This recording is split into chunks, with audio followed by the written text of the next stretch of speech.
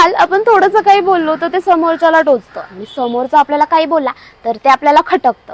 अशा वेळेस संवाद नक्की कसा असावा हा प्रश्न आपल्याला पडतो आणि यावर अर्थपूर्ण अभंग तुकाराम महाराजांनी लिहिला आहे. तो नीट ऐका. घासावा शब्द, तासावा शब्द, तोलावा शब्द बोलण्यापूर्वी. शब्द हेची कातर, शब्द सुई दोरा, बेतावा शब्द शास्त्राधारे. बोलावे मोजके, नेमके खमंग खमके, ठेवावे भान देश काळ पात्राचे. बोलावे बरे, बोलावे खरे, कोणाच्याही मनावर पाडू नये चरे. कोणाचेही वर्म, व्यंग आणि बिंग, जातपात धर्म काढूच नये. थोडक्यात समजणे, थोडक्यात समजावणे, मुद्देसूद बोलणे ही संवाद कला. शब्दांमध्ये झळकावी ज्ञान कर्म भक्ती, स्वानुभवातून जन्मावा प्रत्येक शब्द. शब्दांमुळे दंगल, शब्दांमुळे मंगल, शब्दांचे हे जंगल जागृत राहावं.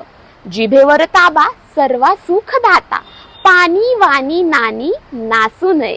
तुकाराम महाराजांचा हा सुंदर अर्थपूर्ण असा अभंग आपल्याला आजही संवाद कौशल्याचे धडे देऊन जातो. तुम्हाला काय वाटतं?